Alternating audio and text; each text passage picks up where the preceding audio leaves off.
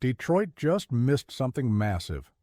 While the rest of the league was making moves, while championship contenders were loading up their rosters, while teams were getting aggressive at the trade deadline, the Lions stood still. And I'm not talking about standing still in a good way, in a strategic patience kind of way. I'm talking about watching opportunities slip through our fingers while our offensive line depth crumbles and our defense continues to show glaring weaknesses.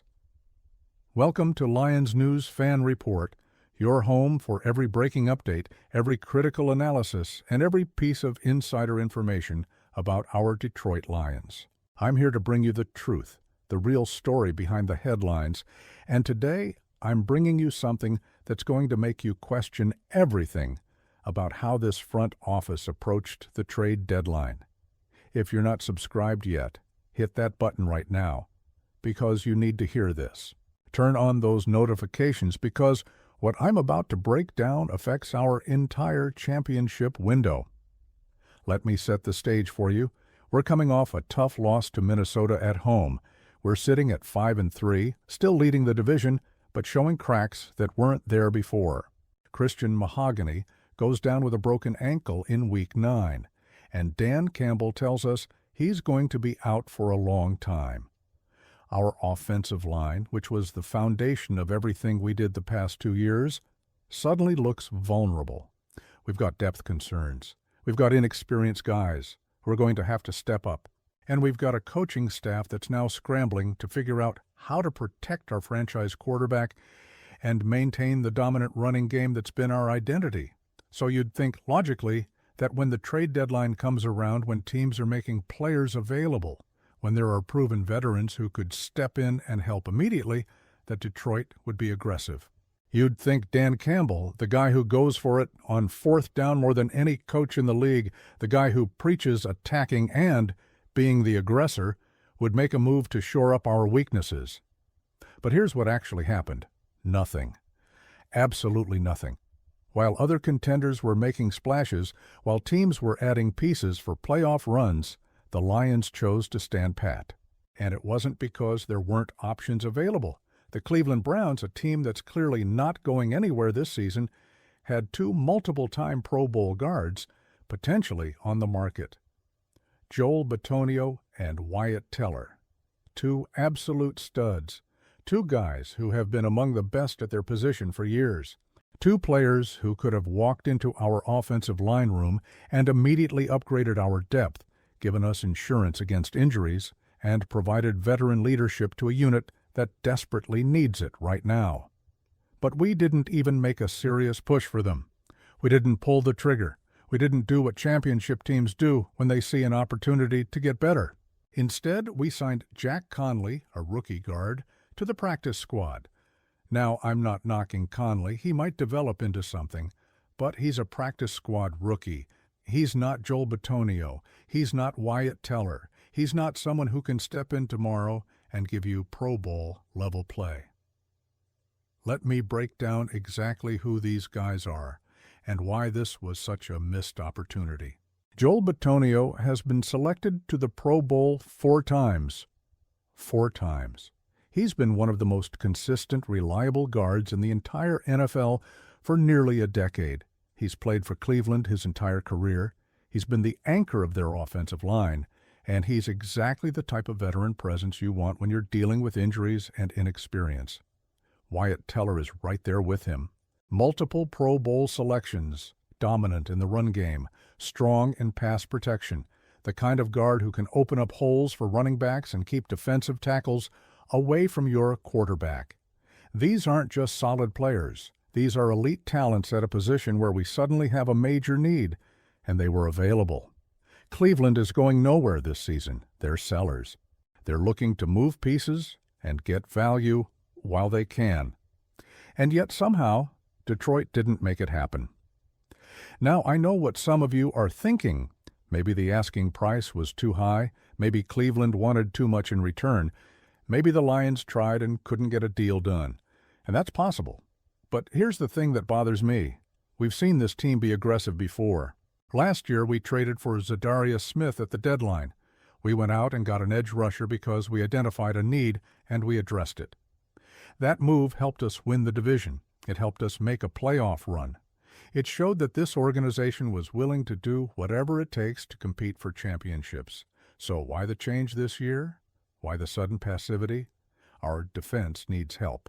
We all see it. We're getting gashed by good offenses. We don't have enough pass rush opposite Aiden Hutchinson. Our secondary has been exposed multiple times. The Jets were selling major pieces like Quinnen Williams and Sauce Gardner, which put Jermaine Johnson in the spotlight. He's a former first-round pick, a Pro Bowler, exactly the kind of edge rusher we could use. Teams were saying New York wanted a second-round pick for him, a second-round pick for a young, talented pass rusher who could help us get to the quarterback, and we passed. We chose not to make that move.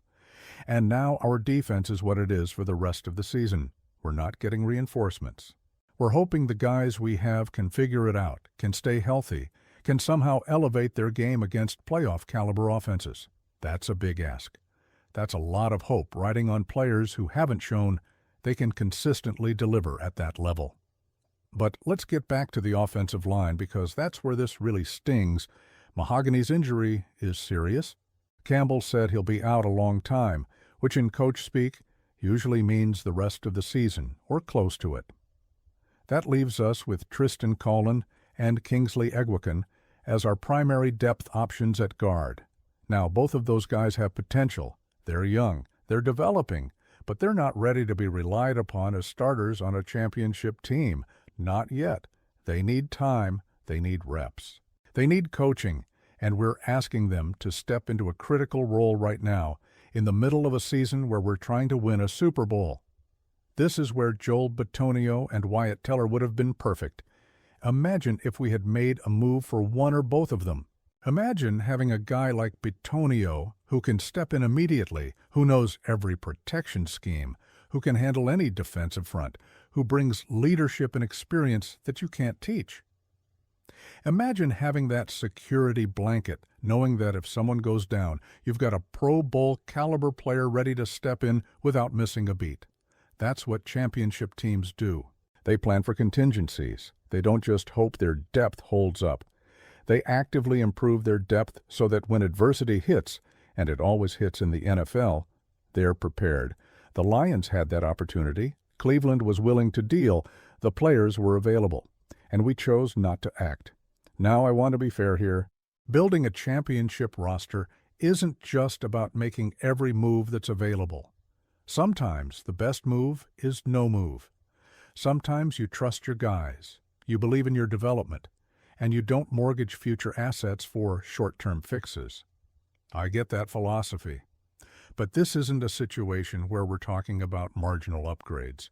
We're talking about Pro Bowl players at a position of sudden need. We're talking about veterans who could make an immediate impact. And we're talking about a team that's in win-now mode with a closing championship window.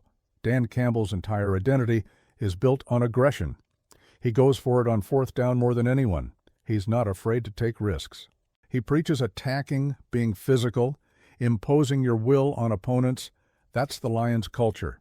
That's what we've built here. So it's genuinely confusing to see that same aggressive mentality not translate to the trade deadline. Where was the aggression in roster building? Where was the willingness to take a swing, to add talent, to give ourselves the best possible chance to win? It doesn't line up. It doesn't match the personality of this team and this coaching staff. And that's what's so frustrating about this entire situation. We have a legitimate chance to compete for a championship this year. Our offense is explosive when healthy. Our defense, despite its issues, has shown it can make plays. We're in the NFC North, which is competitive but winnable. Everything is set up for us to make a deep playoff run. But we're choosing to do it with a roster that has obvious holes, with depth that's questionable at best, and with the hope that injuries don't derail us. That's not a championship formula. That's crossing your fingers and hoping for the best. And Lions fans, we've been through too much to settle for hope. We want action. We want moves that show this organization is as committed to winning as we are as fans. Looking ahead, we've got Washington coming up in Week 10. We're 8.5-point favorites, especially with Jaden Daniels out with a dislocated elbow. That's a game we should win. That's a game where our offensive line needs to dominate, where we need to establish the run, where we need to show that despite the injuries and the lack of deadline moves, we're still a force to be reckoned with. But what happens after that? What happens when we face tougher opponents? What happens if another injury hits our offensive line?